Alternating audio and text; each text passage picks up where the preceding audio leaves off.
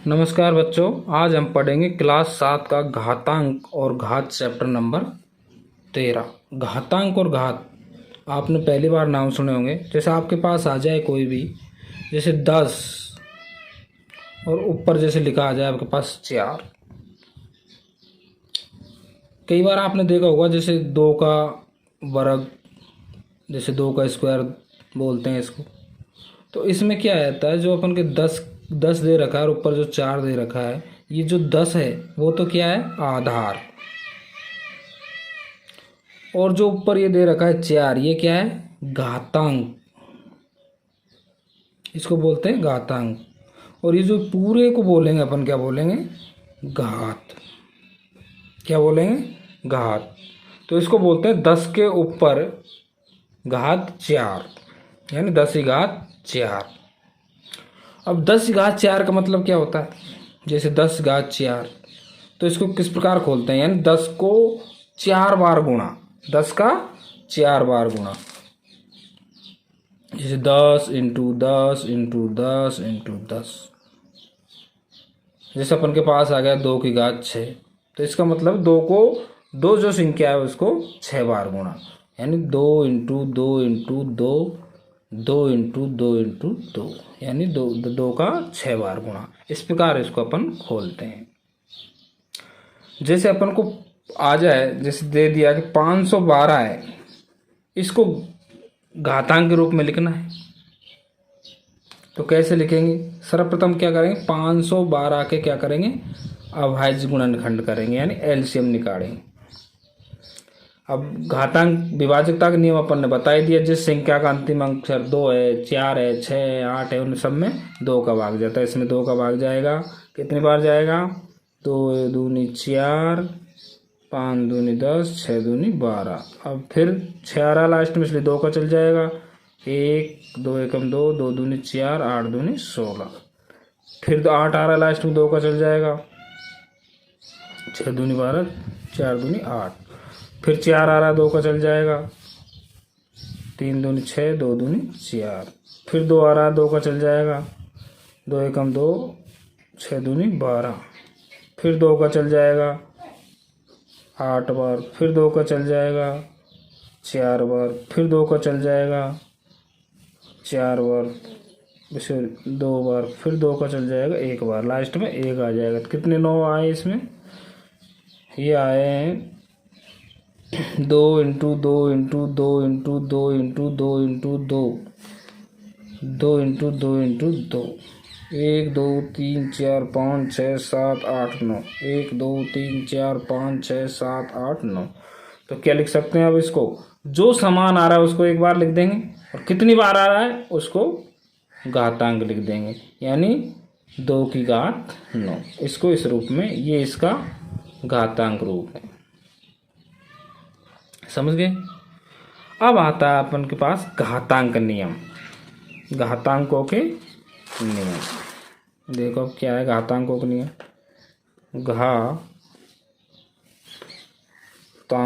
के नियम ये भी अलग अलग होते हैं।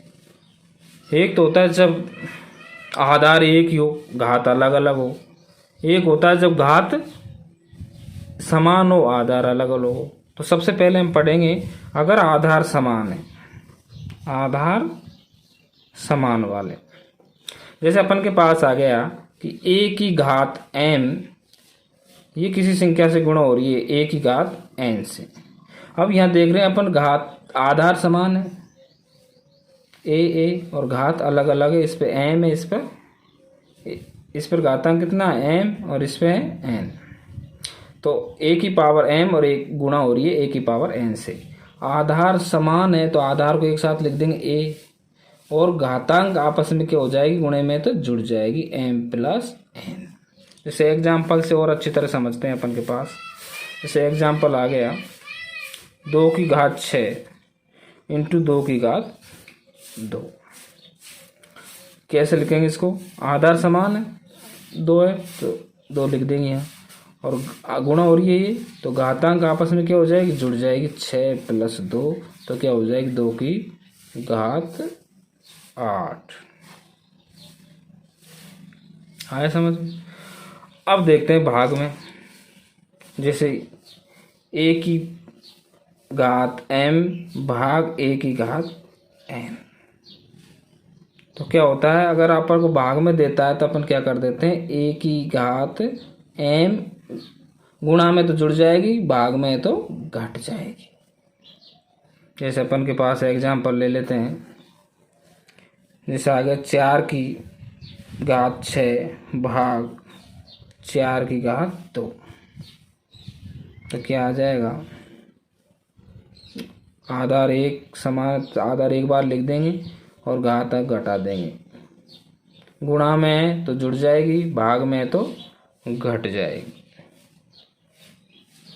एक तो ये होता है जब आधार समान होता है और घात अलग होती है।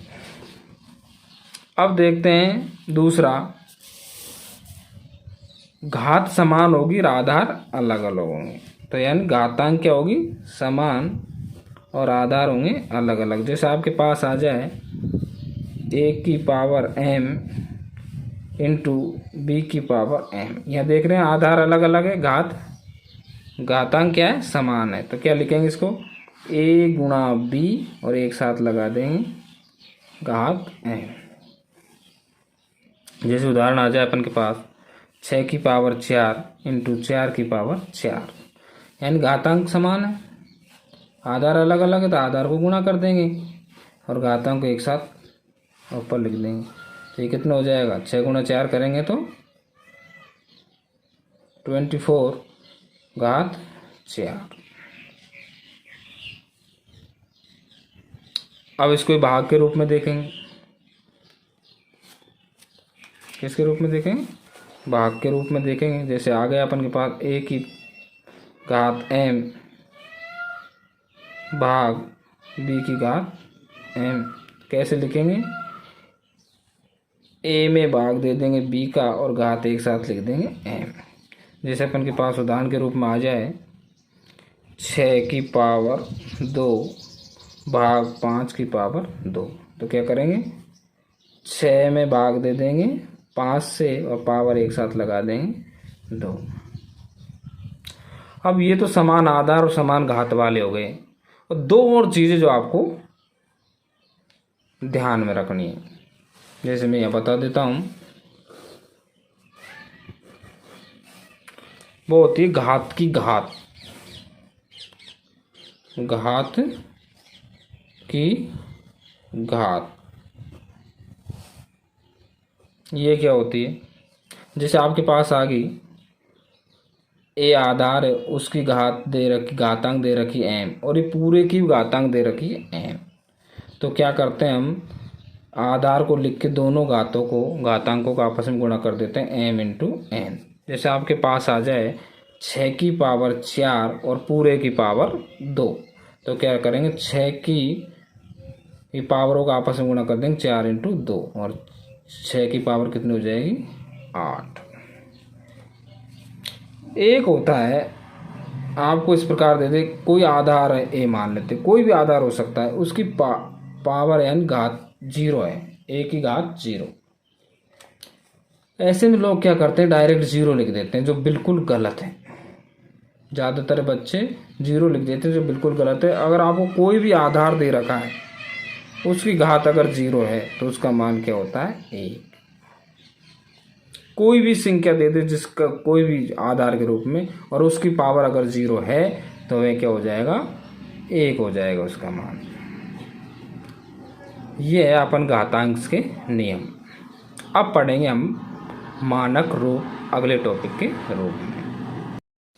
अब देखेंगे हम मानक रूप। मानक रूप क्या होता है, जैसे अपन के पास आ गया 32 में भाग देंगे 16 का। अब इसको ऐसी संख्याओं से काटना है ताकि छोटी संख्या रह जाए। जैसे अपन 2 से काट दिए, कितनी बार कट गए, ये 8 बार कट गए।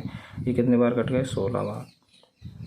फिर ये 8 से कट गए 1 बार, ये कट गए 2 बार। यानी इससे छोटा और नहीं हो सकता इसका रूप। ये होता है मानक रूप, यानी कोई भी बड़ी संख्या को छोटे रूप में लिखना। अब हम घात वाली संख्या को छोटे रूप में, जैसे आप उदाहरण से समझो इसको। उदाहरण जैसे अपने पास आ गया 5, जैसे अपन के पास आ गया ऐसे आ गया अपन को। इसको अपन को मानक रूप में लिखना है। तो पहले प्रथम इसको क्या लिख सकते हैं, 5 इंटू 1 2 3 4 5 6 7। इसको इस प्रकार लिख सकते हैं, 5 गुणा इस कोई भी नंबर से संख्या से हो रही है। अब इसको क्या लिख सकते हैं, 5 इंटू ये कितनी जीरो, 1 2 3 4 5 6 7, तो इसको लिख सकते हैं 10 की पावर 7। तो ये इसका हो गया, इस बड़ी संख्या का ये क्या हो गया, मानक रूप हो गया। यानी इस बड़ी संख्या को हमने घातांक के रूप में ये लिख दिया मानक रूप में। आपके पास सपोज करो दूसरी संख्या आ जाए, बड़ी वाले आ जाए, जैसे आ गया आपके पास ये दे दिया आप, तो अपन इसको क्या करेंगे शुरुआत में, 316 इंटू ये लिख लेंगे गुणा कर, यानी 316 इस संख्या से गुणा हो रही है, तो इसको क्या लिख सकते हैं, 316 इंटू कितनी पावर है, 1 2 3 4 5 6 7 8, तो 10 की घात क्या लिख सकते हैं इसको, 8। अब देखो ये तो इसका मानक रूप होगा, क्या ये संख्या इसका मानक रूप है, इसमें और इसमें क्या फर्क है, इसमें तो एक ही अंक है 5 और इसमें क्या है 3 अंक है, तो ये अभी मानक रूप में नहीं लिखी गई है। इसमें अपन को एक ही अंक रखना है, एक ही अंक रखना है, तो क्या करेंगे, 316 है तो दशमलव के रूप में लिखेंगे, यानी इसको हम इस प्रकार लिखेंगे 3.16 हो जाए। तो क्या करेंगे, अब कब हो सकता है ये, यानी कोई भी 316 है, ये पॉइंट को यहाँ लेके आना है, तो क्या करेंगे, इसको अपन 100 से गुणा करेंगे। तो इसको अपन क्या कर सकते हैं, 3.16 लाने के लिए किससे गुणा करेंगे, 100 से, और बाकी का 10⁸ अपन के पास पहले ही था। तो कैसे लिखेंगे इसको, 3.16 10⁸ तो ये 10 कितने हो गई 2 और 10 ये कितने हो गए 8, तो 3.16 इंटू ये क्या हो जाएगी, आधार समान है तो घात आपस में जुड़ जाएगी, तो 3.16 इंटू 10 कितनी हो जाएगी 10। तो ये इसका क्या हो गया, मानक रूप हो गया। तो इस प्रकार हम संख्याओं को किस में लिखेंगे, मानक रूप में। ये अपन का एक छोटा सा टॉपिक था, घातांक का मानक रूप।